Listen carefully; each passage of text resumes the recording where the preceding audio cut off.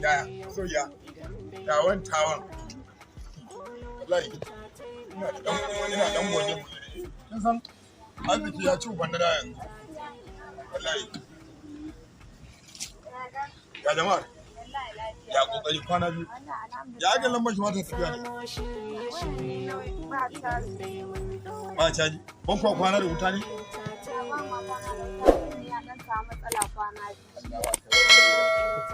Ai shekaran jiya nan na tore yan canji zan kafto gidanku ba samu na tabo ba.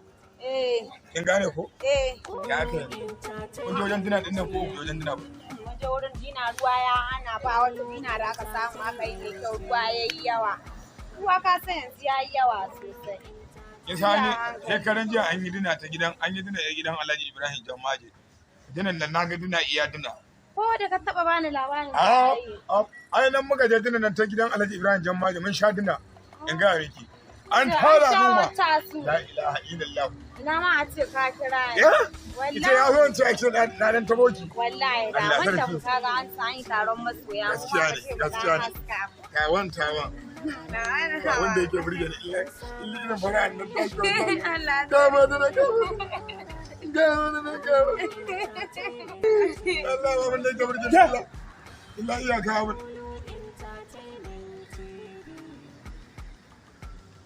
Me haka? Wannan ba.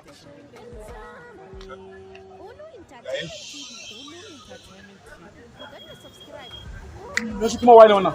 Ya shi ne wanda na ga maka saurayi. What? Wannan? Wallahi shine nan ba musu bai.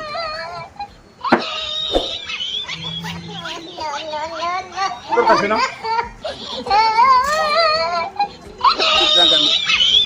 Ban bara wannan kuma. Da? Hadisin da ake mana anguwan nan. Babban bara wani barin jami'i wannan. Gaskiya ni dai yaya ban san da wannan magana ban dai duk abin da yake gaskiya ina son shi wallah. Na koda miki mari. Yaya to farko da wata. Wuce ka ce? Ni fa gaskiya yaya. Wuce na ce? Wuce. Zamani yanzu ya canja. Ina ƙara ganin ka kofar gidan nan. Zamani ya. Kan na ƙara ganin ka. Auren gindin mota ko? Dan mai kanwa. Baka da ko sisi. Kuma kana magana da masu kuɗi. Dukiya ta ce. Wallahi. Ku danna subscribe kana ku danna ƙararrawar sanarwa domin samun ƙayataccen shirye-shiryen mu idan Kulu Entertainment TV.